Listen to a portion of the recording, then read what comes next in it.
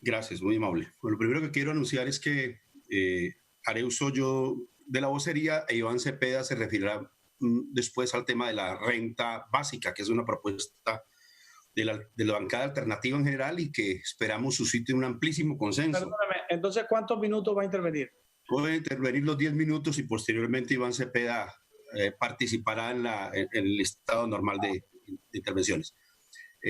Bueno, lo segundo es decir, y lo hacemos por una consideración, empiezo por decir que me animo con la intervención anterior para decir que me pongo de acuerdo en varios asuntos, es decir, hay varias posibilidades de consenso sobre la mesa, seguramente, y en materia, por ejemplo, de la financiación de las nóminas, lo hemos abrazado desde hace mucho tiempo, y hay que reconocer, han sido propuestas elevadas desde los sectores de la micro, pequeña y mediana empresa. Le he dado al secretario, señor presidente, dos documentos muy importantes de los gremios empresariales del Valle, uno del grupo multisectorial que ya había dejado en comisión cuarta y otra de la Asociación de Comerciantes y Empresarios de Santiago de Cali.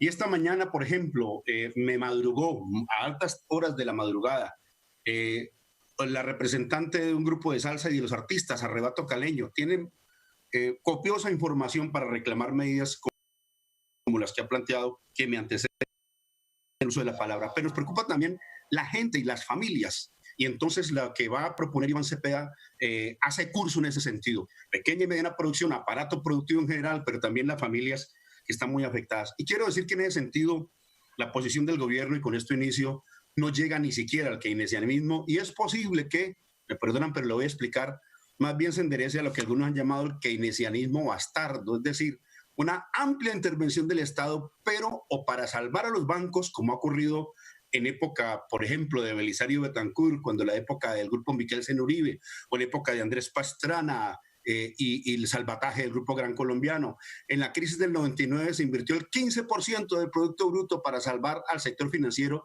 y en esta pandemia tan delicada no llegamos ni al 5%, y su destino de nuevo no es la población, según ha sido reportado por los propios gremios empresariales, según ha sido insistido por ACOPI en todas sus versiones, y según lo dice la gente con los trapos rojos de hambre también en la calle y en las barriadas. Y para muestra un botón, en estos momentos se produce el decreto 598.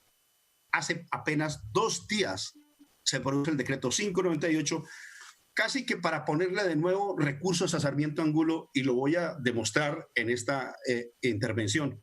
Estaba ya Sarmiento Angulo ahito, lleno, repleto, colmado de recursos, y por donde se voltee, este gobierno le pone nuevos recursos en el bolsillo, como ya lo ha hecho con varios decretos. De modo que mi disentimiento franco, sincero, categórico y honrado en relación con esa pretendida lectura, según la cual esta intervención es objeto de aplausos. Quiero decir que disentimos y consideramos muy necesario que desde el Polo Democrático se deje dicho con todas sus letras esta caracterización de esta intervención.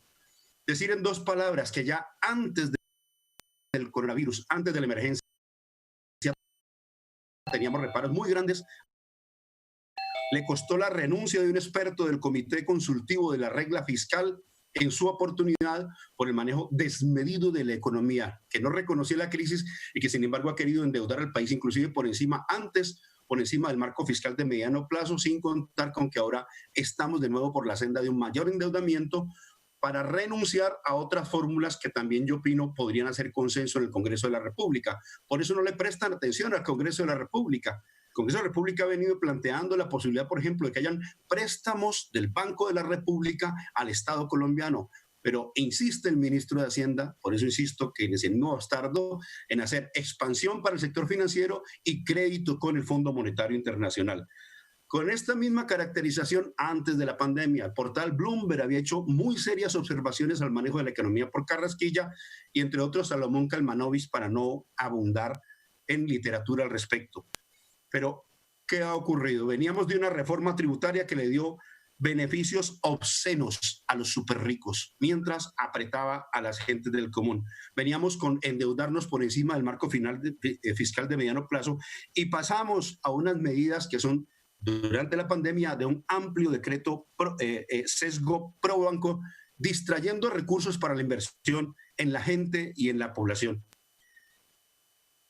Me refiero en 2 momentos a esto. El decreto 444 de una parte por el lado de las fuentes, toca los fondos pensionales territoriales para hacer arcas generales del fondo de mitigación, y su propósito desde esa época, si uno se va a ver, a darle liquidez al sector financiero bajo la premisa de que los recursos del Estado se le entregaban al sector financiero, darle liquidez para que él irrigara el aparato productivo. Pues bien, las quejas que han dicho varios, los pocos que me han antecedido han coincidido en ello, no llegan los recursos a los empresarios.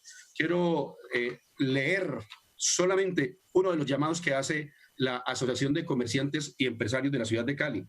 Comillas, a la fecha, las medidas tomadas para solventar la crisis del COVID hacia nuestro sector no han podido ser asequibles por más del 96% de los establecimientos acá representados. Es decir, este es un sector supremamente lacerado, inclusive por encima del promedio que hemos leído de las encuestas que nos han referido. Bien, en estos momentos, básicamente, la función del Estado ha quedado reducida a lo siguiente: a darle garantías al endeudamiento que se hace de la población, de las familias y de los empresarios, que reservan para sí recoger las utilidades. Para darle esas garantías, entre otras cosas, porque esto es parte de un conjunto, quiero denunciar que en su oportunidad se tocaron ya no las pensiones regionales, sino las cesantías de los trabajadores. El Fondo Nacional del Ahorro, constituido con cesantías de los trabajadores del Estado, fue llevado como parte del paquete, y esto a modo de ejemplo, para darle garantías, entre otras cosas. Asumieron un riesgo del 90% y hay voces que desde el sector financiero claman porque sea el 100%. Y desde aquí, desde el Polo, alertamos sobre el riesgo moral tan enorme que tiene eso que el ministro ha presentado como algo muy positivo y que para nosotros tiene signos de alerta supremamente delicados en el manejo económico del país. Bueno, trato de ir cerrando en el siguiente sentido. Hemos insistido desde varias bancadas en la necesidad de que busquemos financiación a través del Banco de la República mediante emisión. No encuentro ningún argumento serio para no hacerlo. Y quiero insistir, hasta la OCDE en estos momentos lo ha recomendado. Hay una especie de reticencia dogmática del señor ministro, y yo sí quiero preguntarle, más que al ministro, al país, porque esto es una advertencia nacional. ¿Qué imposiciones nos hizo el Fondo Monetario Internacional para la línea de crédito aprobada? Y si una de ellas no es esta, que no podamos operar nacionalmente, que no utilicemos las reservas internacionales y su utilización tendría un efecto supremamente benéfico. Esto ha sido discutido en varias partes, entre ellos en la Comisión Cuarta. Traer, entre otras cosas, traer los dólares de la reserva nos permitiría también mejorar el valor del precio frente al dólar. Fíjese usted. Y las medidas expansivas no es verdad que tuvieron un efecto tan inflacionario, porque están inclusive presentando fenómenos de deflación en varios sectores de la economía colombiana. Y la demanda admite la posible emisión en beneficio del Estado colombiano. Pero en lugar de hacer eso, en estos momentos que acaba de hacer el gobierno, produjo una reducción del encaje bancario, tal como lo denunciamos en su oportunidad aquí en esta plenaria, del 11 al 8% para meterle al bolsillo 9.8 billones de pesos a Luis Carlos Sarmiento Angulo, y es posible que las ganancias se le multipliquen, porque ya se nos ha advertido que son para retornar al sector empresarial, pero de nuevo, bajo la figura de la intermediación del primer piso del sector financiero. Por eso quiero referirme de nuevo a la carta de los gremios del Valle del Cauca, del sector pequeño y mediano, que dicen que se haga a través del Estado y no de la banca privada, dándole funciones de primer piso a la institucionalidad financiera colombiana, cualquiera que ella se denomine. No entro en tecnicismo, porque lo importante es decir que el Estado le entregue directamente créditos para que no haya más aversión al crédito por parte de estos sectores gremiales, pero además subsidiado y, como se ha mencionado por parte de otros parlamentarios, con una alta dosis de intervención del Estado. Y termino, bueno, y está el decreto de Colpensiones, sobre el cual no me perdonaría dejar de mencionarlo.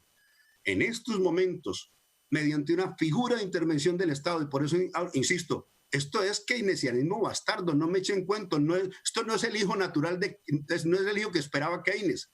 Esto es una postura de que el Estado asume una función, pero para beneficiar básicamente, en este caso, a las administradoras de fondos privados de pensiones, pasándole un número muy grande, cerca de 20.000 pensionados a Colpensiones, algo así como consumando la ilusión del sector financiero.